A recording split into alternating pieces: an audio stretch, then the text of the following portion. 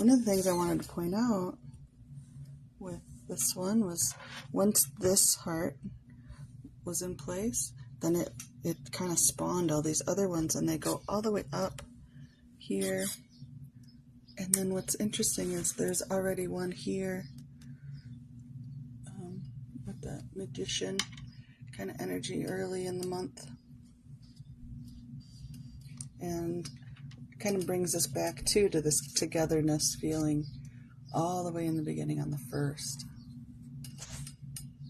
So I'm going to kind of give you a little bit of a tour of the rest of it too. There's another stag at the full moon. Sorry for the noise.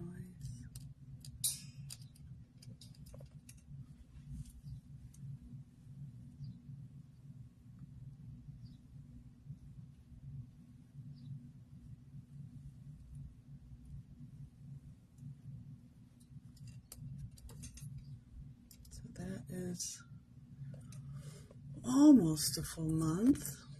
Oops.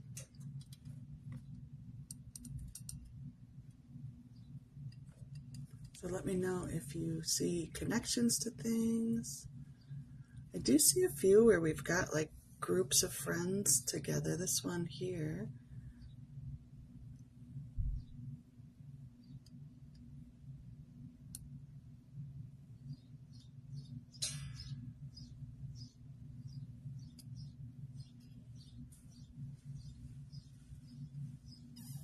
Then of course the one above it feels very similar. Feels like a continuation of last Saturday.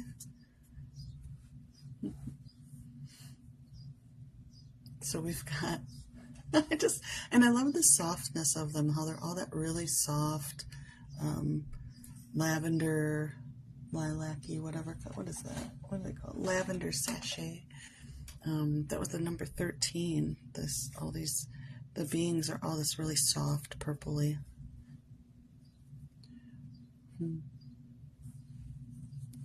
Yeah, I think this year I'm going to do another set of prints of the calendars. It takes me a little while to process the whole thing, but I might do a full year this year. Okay, so let's kind of dive into it. Well, first of all, the whole thing, it just feels like community connection. Now, when I do these, my intention is that everything in the image represents some aspect of self. So these are all the many parts of ourselves. And I even said that with this one too, like all these different parts of ourselves coming together. That's kind of been a theme, this integration of energies within ourselves. But then that's also, of course, the external experience is a reflection of the internal, right? So as we experience this internally, we would experience it externally. So it definitely feels like coming together. Unlikely friends too. Like I just feel like it's really kind of a beautiful mix of beings and energies, and then sizes and stuff too. Nothing's really fully in their, in their what is the word I'm looking for?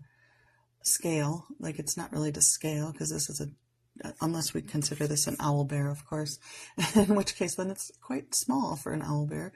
But that's a big squirrel. That squirrels aren't typically bigger than the head of a deer. So, but yeah, so they're all just kind of representing the energies that they are within us and how much they show up. I feel like that little munching squirrel is quite central. And he's kind of in his own little thing, I think. I think where these two might be having a conversation, squirrel's kind of like really focused on his little snack. And I say that because if you look at the eyes of these two, they're kind of glimmering. They're really focused and engaged, whereas he's kind of like zoned out. So there's that energy. Waiting for the coffee to kick in, I guess. There's little mice down here where you would, that's a food source for the owl here, and but they're still welcome, and there's still hearts around them. They're welcome at the table. There's something about this box of cookies though that's looking like a phone to me. So it feels like communication. I feel like there's lots of like communication between the parts of ourselves. They're informing us of who we are as a whole. Hold on, I gotta sip my coffee too.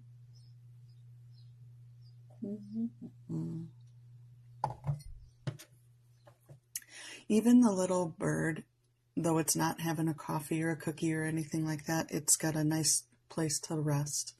That's part of this deer. When I see deer, I think of sensitivity. When I think of owls, it's like wisdom and intellect. I feel like those two are working really well together. And then that just kind of industriousness, or like the go-getter in us too, is maybe just taking a little lunch break. So while the parts of ourselves that are like sensitive and intuitive and like to think a lot, is just, they're sitting at the table together. I love that it's a round table, so it feels like equanimity between all the parts of self. It's interesting that it has a tablecloth, and it makes me wonder, like, what's under there. So there's something, I think, and also if we drew a line here, above this line is like what we're aware of, and below would be what we're, what's maybe coming into our awareness that we aren't aware of yet, or what's not active in our energy. So all the eyes, like I feel like we have our eyes wide open right now, that we're very aware of things. I feel like this is a culmination of, and we've been doing a lot of work. Yesterday we had like turning a breakdown into a breakthrough. And then I think, Tessa, you said the owl was enjoying a nice comforting meal after all the work done yesterday. And that feels very true to me too.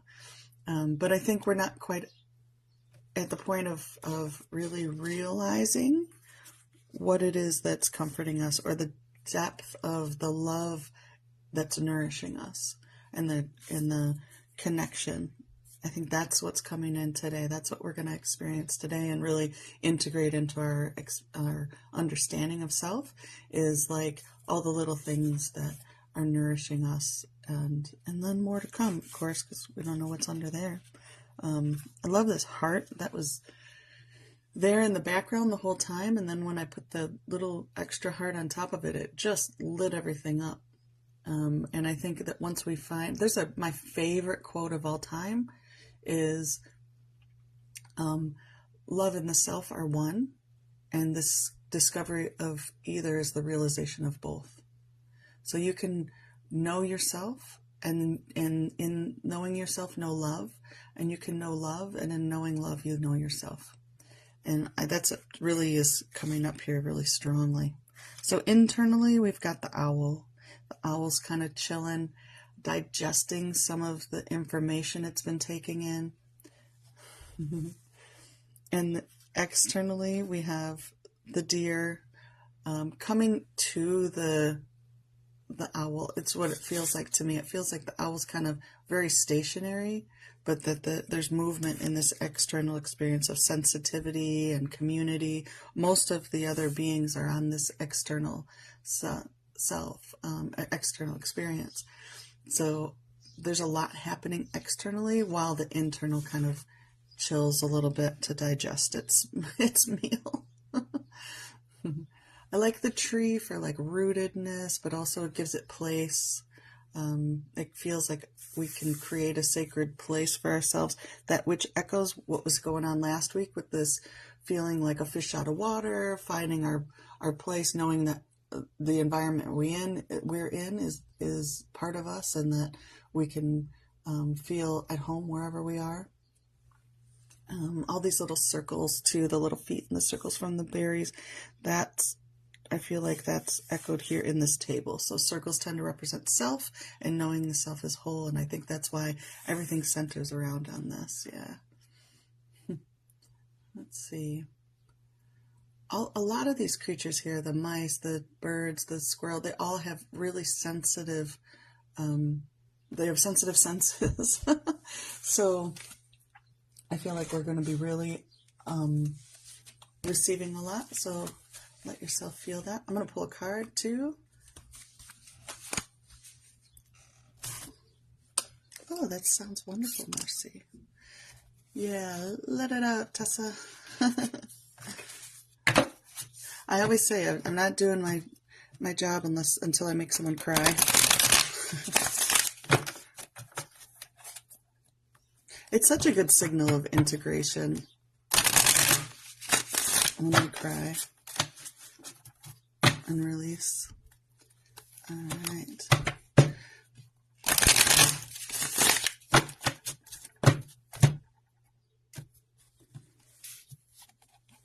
Silent serenity. Be still and breathe deeply. Inspiration ebbs and flows. Just enjoy its dance upon your shore. Feel the rhythm and you'll know when to join in. That feels very much like this energy of sit and digest, relax, chill. But it's like a conversation, right? Sometimes you just need to listen and go with that, and you'll know when the next time to speak is. That feels really, yeah. Take a sip of that coffee. Sit back. This is just such a happy, like I feel really blessed to be in the presence of this little community here, and I thank you guys too, because that's the energy. I think someone said, "Oh, it's us all together." I definitely feel that. So thank you for that. All right. Well, that is the message for the day. Thank you so much, and I hope you have a wonderful one.